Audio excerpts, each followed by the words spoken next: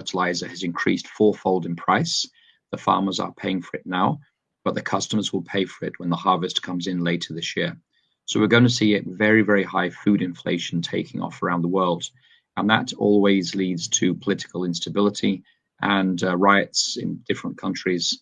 And so we're going to see political and civil instability because of that. We're also seeing the World Economic Forum has just met in Davos in Switzerland. It's very interesting hearing what they're talking about.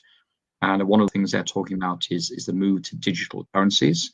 We're going to talk about that, I understand, a bit later tonight, so I won't talk more about that. But what we're seeing also is what is known as the fourth industrial revolution. Now, the first industrial revolution was the mechanical revolution in Britain in 1760, 1820. And the key invention there was the steam engine and mechanical weaving.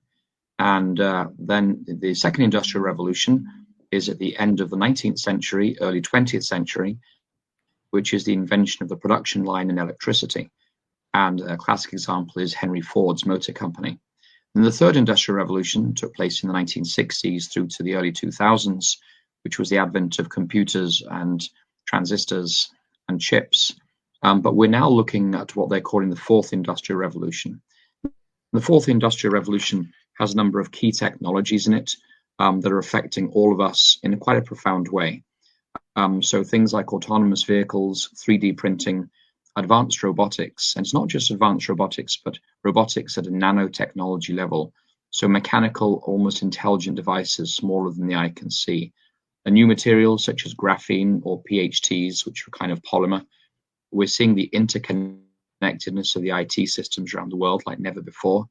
The advent of blockchain, which is leading to decentralized finance, and eventually to central bank digital currencies, which again we'll talk about later. We've got the advent of gene editing with technologies such as CRISPR, which is a method of editing genes and of genetic therapy.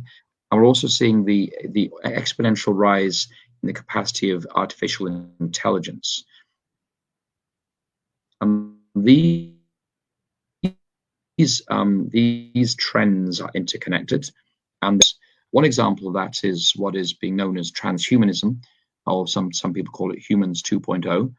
Now, the idea behind transhumanism is that humans have a long way to evolve as a species, and that the best way for humanity to evolve is to merge us with artificial intelligence, so merge human biology with technology, so that rather than being over, so that we can evolve to the next stage of human evolution.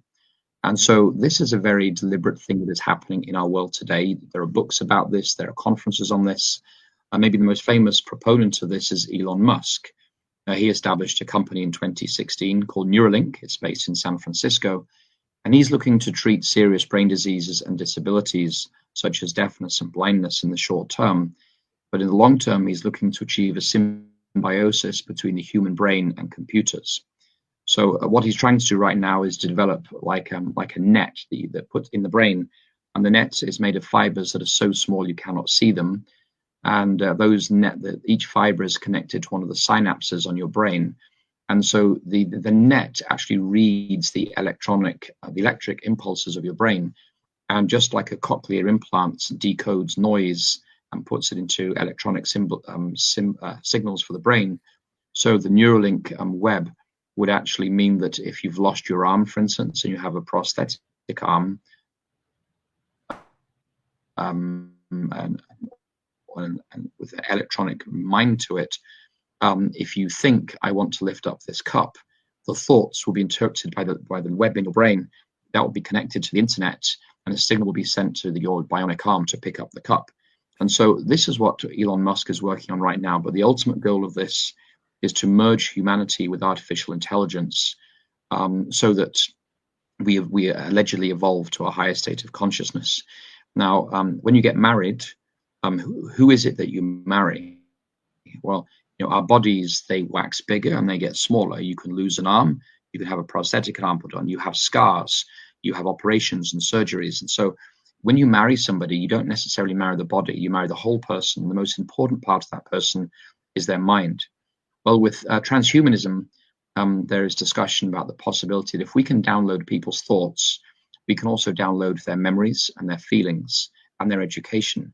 So if somebody dies, we can download their memories, their thoughts, and their knowledge onto a hard drive or a server, and then we can upload that into the mind of a baby, so that essentially you achieve functional immortality. So there are a number of books about this discussing the ethical implications of transhumanism, but this is something that's happening in front of our very eyes. So the transhumanism is a broader trend, but it is happening around us.